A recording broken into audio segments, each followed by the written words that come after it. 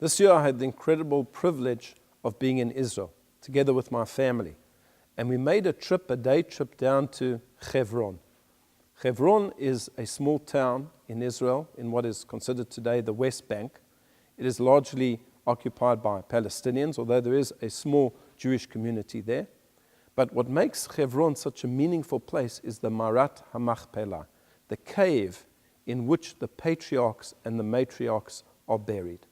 Abraham and Sarah, Yitzhak and Rivka, Yaakov and Leah.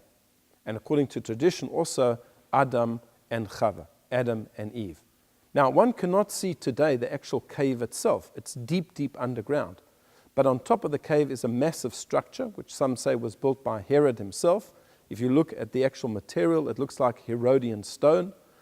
And it's a strange combination between a mosque and a shul. And there are some time of the year where one can only go to certain places as a Jew, and other times that you can only go as a Muslim. So for a few weeks of the year, a certain place will become a shul, whereas the rest of the year, it is actually a mosque. And when one travels to Hebron, one gets the sense that you are really touching history, because it was in this town that the very first Jew lived, Abraham, and in which he purchased a burial ground in this week's Parsha for his wife, for Sarah. The Talmud tells us something very, very interesting, that in the Beit HaMikdash, in the Holy Temple, the Kohanim, the priests, would start their day very early. There was a great deal to do with the regular sacrifices and with the many, many people who would come to the temple. When would they start the duties? And according to one opinion in the Talmud, it was when the sun rested upon Hebron. In other words, it would be a place high up on the Temple Mount. Somebody would stand there and he would watch as the sun rose.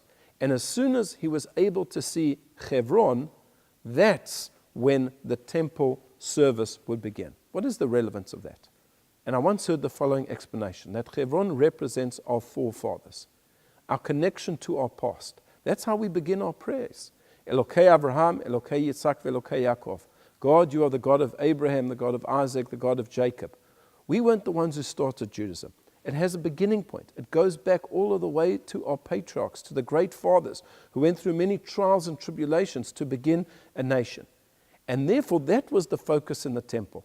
That the Kohanim, the priests, and everybody who was there always had to be cognizant of the fact that there was a beginning. That as soon as the sun had risen above Hebron, where the fathers and the mothers are buried, that's when the temple service began, because that was the beginning. And upon that, we build the entire edifice of Judaism. I wish you a Shabbat Shalom.